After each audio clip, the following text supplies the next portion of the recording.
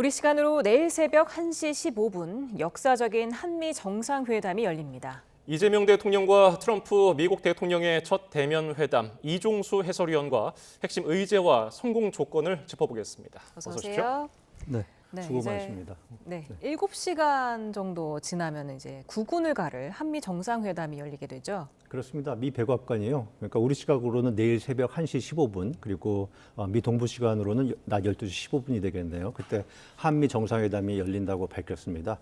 그러니까 한미 정상회담은 한 30분 동안 열리고요. 그리고 비공개 오찬 회담이 이어지게 됩니다. 예, 그러면 한미 정상회담 의제부터 살펴볼까요? 네. 그러니까 위성락 국가안보실장이 밝힌 한미 정상회담 의제는 크게 보면 세 가지입니다. 지금 그래픽을 보시면 아시겠습니다만 위 실장의 표현 그대로 옮기자면요. 경제 통상 분야 안정화가 첫 번째 의제가 되겠는데요. 지난 관세 협상에서 한 3,500억 달러 세부 이제 투자를 하기로 하지 않았습니까? 예. 그래서 이제 세부 투자 계획이 논의가 되고 그다음에 농산물 개방 등 이제 비관세가 또 의제에 오를 수가 있습니다. 두 번째는 이제 한미 동맹 현대화인데요. 이것은 이제 주한미군의 역할을 대중견제로까지 이제 좀 재조정하자 뭐 이런 거고 여기에 따른 이제 방위비 분담금 이런 것들 국방비를 좀 증액하는 것 이것이 또 의제로 논의될 수 있는데 우리 입장에서 봤을 때는 안보 청구서의 측면이 굉장히 강한 거죠.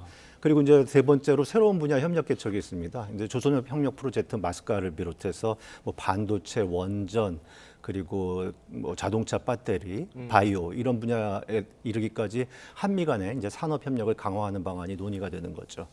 이재명 대통령이 이제 미국행 기내 기자간담회를 가졌는데 여기서 트럼프 대통령과 필요한 얘기는 다 해보겠다 정상회담에서요 이런 얘기를 했습니다. 직접 한번 들어보시도록 하죠. 저는 회담 의제는 뭐 트럼프 대통령이 제기할 수도 있고 제가 제기할 수도 있는데 제한 없이 필요한 얘기는 다 해볼 생각입니다. 네. 그런데 많은 분들이 우려했던 게 조현 외교부 장관이 갑작스럽게 일정을 당겨서 지금 미국을 방문을 했고 또 강웅지 비서실장까지 3실장이 모두 방미를 하잖아요. 이 부분 때문에 혹시라도 예상치 못한 변수가 생긴 거 아니냐 이런 우려가 있더라고요. 예, 그렇죠. 그렇게 우려할 만합니다. 이제 조현 외교장관이 이재명 대통령이랑 이시바 시게로 일본 총리와의 정상회담을 건너뛰고 이제 미국으로 급히 가서 마코 루비오 국무장관을 만났잖아요. 그리고 통상적으로 보면 이제 대통령 비서실장은 정상회담이 열리게 되면은 국내에 머물면서 주요 현안을 챙겨왔는데 어제 강훈식 비서실장이 미국으로 가서 오늘 새벽에 또 도착을 하다 보니까 한미 정상회담에 이게 난기류가 생기는 것이 아니냐 이런 우려가 나올 만하죠. 예. 이에 대해서 이제 대통령실이 구체적인 뭐 배경이나 또 이유를 확인을 하지 않고 있는데요. 이러면서 이게 그 대중 견제의 문구 또 이제 주한미군 방위비 분담금을 포함한 이제 국방기 증액 규모 그리고 이제 3,500억 달러 대미 투자와 관련해서 직접 투자를 많이 하고 또 이거를 문서로 보장해야 된다. 뭐 이런 요구들 이런 것들 때문에 지금 한미 간에 이견이 있는 게 아니냐 이런 관측이 나오고 있고 예. 또 이런 소식도 전해지고 있어요. 그런데 지금 뭐 대통령실을 중심으로 해서 농구를 비교하자면은 이제 올코트 프레싱. 그러니까 상대 카운터파트들과 이렇게 계속 만나고 또 접촉하고 막 그렇게 이루어지고 있는 거잖아요. 그래서 대통령실에서는 아주 조심스럽지만 낙관적인 분위기가 좀 엿보이긴 합니다. 위성락 실장 얘기를 한번 들어보시도록 하죠. 진행되고 있고요. 저희가 이제 정상회담을 할 타이밍쯤 되면은 조율이 될 걸로 기대합니다. 예, 그리고 한미 정상회담 의제 가운데 안보 분야에서 한미 동맹 현대화가 눈에 띄던데요. 아까 이게 안보 청구서라고 말씀해 주셨잖아요. 이게 네. 왜 그렇습니까? 네, 그러니까 지금 트럼프 행정부가 최근 들어서 이제 한미동맹 형대화를 굉장히 강조를 하고 있는데 이걸 간단히 얘기하자면은 한국이 한반도뿐만 아니라 이제는 인도 태평양 지역에서도 동맹 역할을 해야 된다 이런 얘기인데요. 이 얘기인즉슨 이제 주한미군을 이제 중국 견제로까지 좀 확대하도록 하고 이를 위해서 방위비 분담금, 국방비를 많이 올려서 더 내라 뭐 이런 얘기죠. 이 주한미군의 역할 전환 이걸 갖다가 이제 요새 주한미군의 유연화 이런 표현을 쓰고 있는데 기내 기자간담회에서 이재명 대통령은 이러한 주한미군 유연화는 동의하기 어렵고 미래 전력화는 필요하다 이렇게 표현을 했습니다. 그래서 이게 대중견제에 대해서 이제 어떤 식으로 한미 두 정상이 개념적으로 또 이렇게 표현을 합의해서 만들어낼지 관심인데 전문가들은 이렇게 해석을 하고 있어요. 그러니까 뭐 이를테면은 그 중국과 대만 분쟁이 이제 발생했을 때 주한미군 재배치는 어렵고 대신 이제 첨단 무기를 중심으로 해서 한미가 이제 동북아에서 억제력을 강화하는 방향으로 논의를 진행시키지 않겠느냐. 뭐 이런 지금 해석을 하고 있는 거고요. 그다음에 국방비 증액 문제는 이렇습니다. 그러니까 워싱턴 포스트에 따르면은 우리나라가 지난해 GDP 대비 이제 2.6%가 국방비였는데 예. 이걸 갖다 3.8%까지 증액하는 것을 트럼프 행정부가 요구하는 것, 그걸 검토를 했다고 해요. 또 피터 헤글세스 국방장관의 경우에는 그러니까 5% GDP 대비 5%까지 2배 가까이 국방비를 증액해야 한다 이렇게 말을 했거든요. 근데 국방비 증액에 대해서는 우리도 필요성은 있습니다. 왜냐하면은 우리가 이제 대중 첩보, 그다음에 뭐 방첩, 감시 장비 이런 것, 대북이죠. 이런 걸 들여와야 하죠. 또 지금 인구 감소에 따라서 이제 병력이 줄어들다 보니까 병력 충원도 필요하니까 국방비 증액의 필요성도 우리는 있기 때문에 이게 어느 적정선에서 합의가 이루어질 가능성은 있는 거죠. 그런데 이 주한미군 방위비 분담금에 대해서는 증액에 대해서는 우리가 이렇게 적극적이지 않습니다. 그렇지만 트럼프 대통령은 아시다시피 이제 공개적으로 연간 100억 달러, 그러니까 14조 원까지 늘려야 한다 이렇게 막 얘기를 하고 관심을 보였지 않습니까? 그래서 이번 정상회담에서 트럼프 대통령이 주한미군 방위비 분담금 증액을 이재명 대통령에게 직접 요구할 수도 있다. 뭐 이런 전망이 나오고 있죠. 네.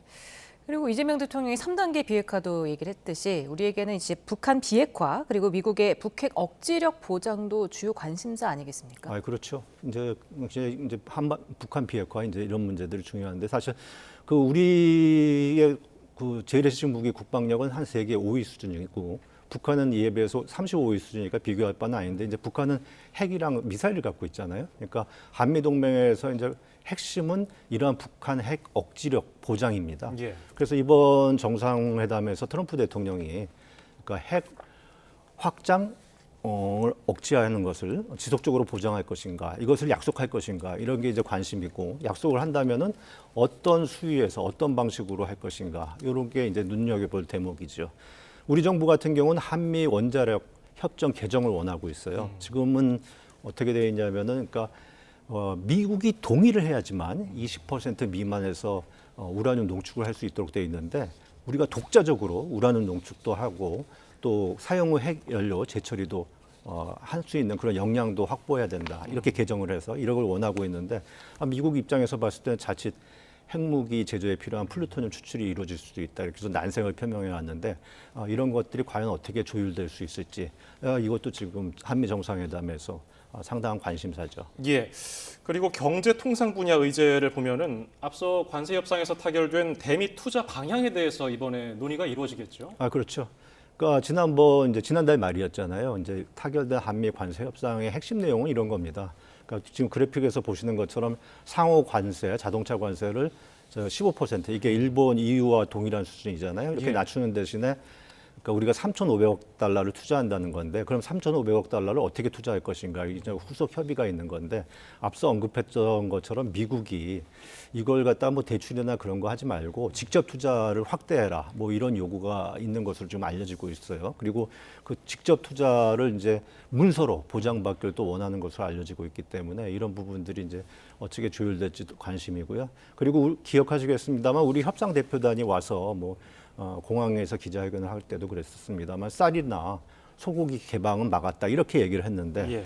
지금 미국이 이제 쌀 뭐 이런 농축산물 개방 이런 요구가 있는 것으로 이것 또한 알려지고 있는 상황이죠. 그래서 그리고 지금 이제 그래픽에서 보시는 것처럼 지난번 관세 협상에서 이런 뭐 온라인 플랫폼법이라든가 이런 비관세 쟁점들이 이렇게 모호하게 남겨져 있었거든요. 그러니까 이번 정상회담에서 트럼프 대통령이 뭐 쌀 개방을 비롯해서 이런 비관세 장점에 대해서 공세를 피면서 나올 가능성이 있죠. 트럼프 대통령이 또 특유의 그런 부분이 있으니까요. 그래서 이재명 대통령이 이것을 얼마만큼 선방할 수 있느냐 이것도 좀 눈여겨볼 대목인데 이재명 대통령이 이제 기내 기자간담회에서 농축산물 개방과 관련해서는 미국에서 그런 소리가 나오곤 있긴 하는데 이것을 뒤바꾸는 것은 바람직하지 않다라는 입장을 분명히 했습니다. 네.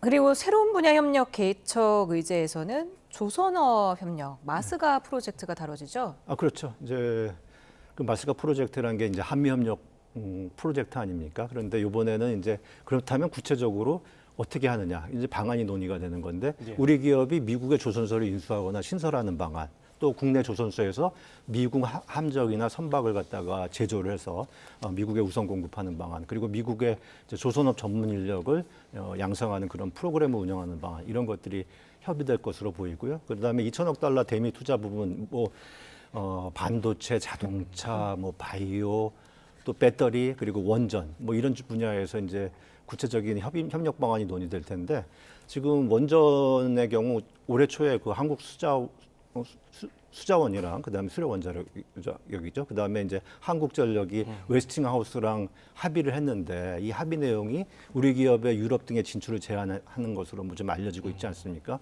그래서 이런 부분도 두 정상 간의 논의가 돼서 조율이 되면서 어떤 메시지가 나올지, 이것도 지금 관심이 가는 대목입니다. 예. 그리고 이번에 국내 주요 그룹 총수들도 경제 사절단으로 동행을 했는데, 사절단은 어떤 투자 내용들, 어떤 방안들을 풀어놓을까요? 네, 이번에 이제 대한상공회의소 회장을 맡고 있는 최태원 SK그룹 회장, 또 이재용 지금 그래픽 보시죠, 삼성전자 회장, 이렇게 갖고 이제 주요 기업 총수들이 대거 이번에 경제사절단으로 동행을 했어요. 예. 그리고 이제 또 박지원 이제 두산 에너빌리티 회장이라든가 이렇게 하면서 이제 우리의 대표적인 이제 서정진 이제 셀트리온 그룹 회장도 있고요. 전부 바이오, 또 원전, 자동차, 지금 이제 대미 투자에서 협력할 그런 산업 분야의 어떤 대표 주자들이죠. 그리고 그 대미 투자를 강화하려는 기업의 이제 대표들이 함께 가고 있는데, 지금 이분들이 3,500억 달러 대미 투자와는 별도로 선물 보따리를 트럼프 대통령에게 이제 펼쳐 보일 가능성이 매우 큽니다. 그래서 이를테면 이재용 회장의 경우에는 지금 텍사스의 반도체 공장을 증설하는 것, 또 그리고 마스카의 주역이 될 수 있는 김동관 하나그룹 부회장이나 정기선 HD 현대 수석 부회장, 이런 쪽은 이제 그 마스카의 구체적 투자 계획을 이제 밝힌다든가, 이렇게 해서 선물 보따리를 이제 풀 것으로 보이죠. 네. 이재명 대통령과 트럼프 미 대통령은 이번에 처음으로 대면 회담을 하는 건데, 트럼프 대통령이 좀 상대국 정상과 담판을 한다거나 아니면 지금 호흡 케미를 좀 중요시하는 편이잖아요. 그렇죠. 네.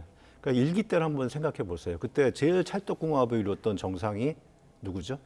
아베 총리였지 않습니까? 일본 아베 총리. 아베 총리는 이제 재임 기간 3년 8개월 동안 무려 14차례나 이제 트럼프 대통령과 대면 회담을 하고 37차례 이제 전화 통화를 하고, 또 골프도 자주 치면서 상당히 브로맨스를 과시하면서 국익을 관철시켰거든요. 그래서 이번에 이재명 대통령이 정상회담에서 트럼프 대통령과 얼마나 돈독한 관계를 맺느냐, 이게 정상회담의 주요 성공 조건 가운데 하나로 저뿐만 아니라 이제 다수 전문가들이 보고 있고요.